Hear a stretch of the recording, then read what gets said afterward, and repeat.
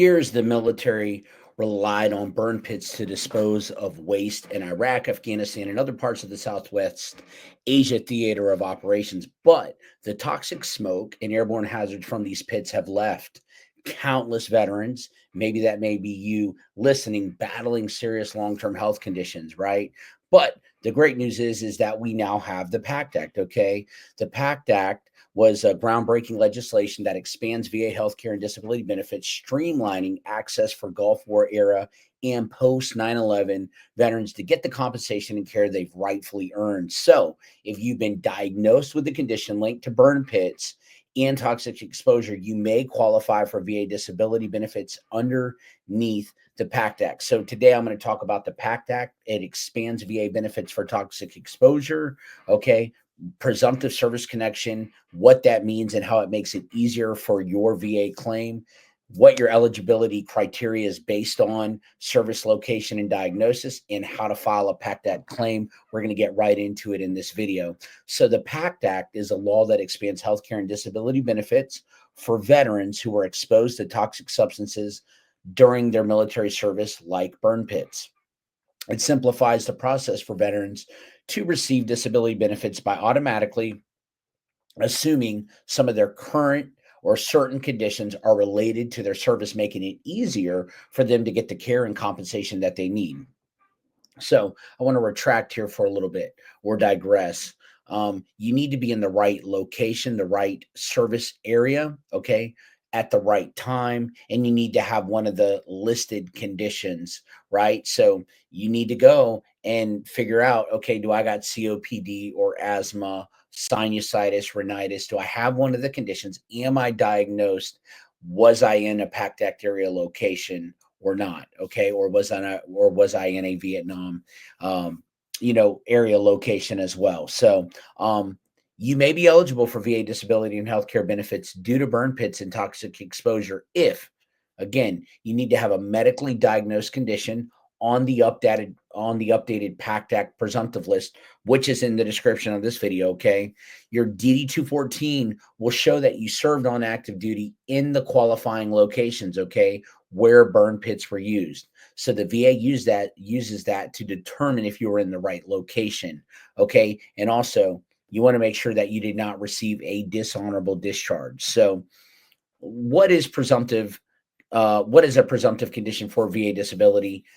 A presumptive disability is a condition that the VA automatically, I wouldn't say automatically, but they pretty much assume or guarantee that is related to a veteran's military service based on specific circumstances, such as the time period of service and, most importantly, the location. However, make sure you are diagnosed for whatever claim you are filing for. This eliminates the need for the veteran to prove a direct connection or a nexus. So I always say the big three: you don't need your in-service treatment or it in your medical records. Okay. You just need an up-to-date diagnosis. Okay. But the presumptive disability presumption eliminates the need for the veteran to prove a direct connection or nexus between their service and their condition that you develop, making it easier for you to qualify for VA disability compensation benefits. There's no such thing as an automatic or a guarantee. I don't like that word because raters mess up all the time.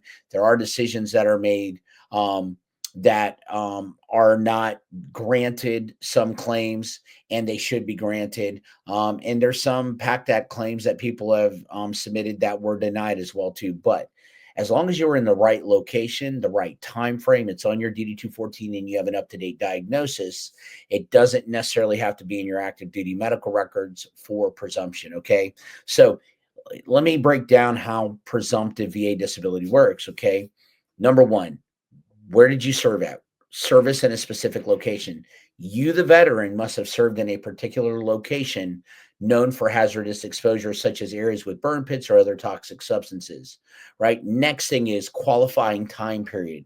Your service must have occurred during a specific time frame when these exposures were known or suspected to have occurred. Okay. Number three is the development of a presumptive condition. You must have, as the veteran, developed a medical condition that is recognized by the VA as being presumptively linked to the exposures in that location and also that time frame. Very important. So service in specific location, qualifying time period, and development of a presumptive condition. So what are the qualifying locations for burn pit exposure, right? So let's say you're presumed to have been exposed to burn pits if you served in these locations, okay? Afghanistan, Djibouti, Egypt, Jordan, Lebanon, Syria, Uzbekistan, Yemen, and the airspace above these locations if you served in these locations on or after September 11th, 2001. It's in the description of this video, okay? Or on or after August 2nd, 1990, if you were in Bahrain, Iraq, Oman, Kuwait, Qatar, Saudi Arabia, Somalia, the United Arab Emirates, in the airspace above these locations on or after August 2nd, 1990. This list of locations is also in the description of this video, right? If for some reason your location isn't listed, you can still file a claim, but you will need additional evidence linking your condition to your service. Okay. So, what are presumptive conditions for burn pit exposure? The PACT Act simplifies the claims process by listing 23, as of now, presumptive conditions related to burn pit exposure, meaning you don't need to prove a direct link to service, meaning you don't need to have it in your active duty medical records. The VA pretty much automatically assumes your condition was caused by your military service and where you were at your location. There are VA presumptive cancers list due to burn pit exposure. I hope you don't have a cancer, but if you do, that's brain cancer, glioblastoma, gastrointestinal cancer of any type, head cancer, kidney cancer, lymphoma, melanoma, neck cancer, pancreatic cancer, reproductive cancer of any type, and respiratory of any type, right? There's presumptive respiratory and lung conditions list as well due to burn pit exposure, which is asthma, chronic bronchitis, COPD, chronic rhinitis, and sinusitis, constrictive bronchiolitis, emphysema, granulomatomus disease, interstitial lung disease, aka ILD, right? You got pruritus, pulmonary fibrosis, or sarcoidosis, right? These are in the description of this video, right? The VA disability rating for burn pits, how do they rate? What is the determination of that? There is no single VA rating for toxic exposure or burn pits. So you can't file a claim because you're around burn pits. You need to have one of the 23 conditions, either the cancers or the respiratory and lung conditions that I just named off, which are in the description of this video. If you don't have that, it doesn't matter if you're around burn pits. But, if you're around burn pits and you have one of these conditions, then you can file for it, okay? The VA assigns disability ratings based on the specific condition that you're filing for caused by the exposure. Make sure it's on the PACT Act list, right? For example, chronic sinusitis, which is a PACT Act presumptive condition, can be rated anywhere from 0 to 50% with breaks at 10 and 30. However, what gives you 50, what gives you 30, what gives you 10 or 0? The severity. The severity of your condition. The more severe your condition is, the higher the rating it is, right? If it aligns with a 0, 10, 30, or 50, the VA will determine that. And if they do mess up and you feel like your CMP exam was not fair, do a higher level review or submit additional evidence showing the severity of, in this case, it would be the chronic sinusitis, okay? Based on whatever claim you file with the VA, always know this, vets and military service members, if you're about to transition out, it's based off the severity of your PTSD, your sinuses, or whatever condition you're filing for. Each condition, the more severe it is, the higher the rating for that specific condition, right? But the VA evaluates, in this case, burn pit and toxic exposure presumptive conditions under 38 Code of Federal Regulations, Part 4, the Schedule for Rating Disabilities, with ratings ranging from 0 to 100%, depending on the severity, based on the diagnostic code. And again, your severity of symptoms. That's how your ratings are determined. Okay. So instead of needing to gather extensive medical evidence, including nexus letters, to prove that your condition was caused by your service, you, as the veteran, if you're listening to this, only need to provide their or your military service records, such as your DD-214, along with relevant medical records showing a diagnosis and showing that you served in an eligible location during your qualifying time. This streamlined process generally makes it easier and faster for veterans such as yourself, or if you're about to get out, to receive the benefits that you have deserved and earned. Okay.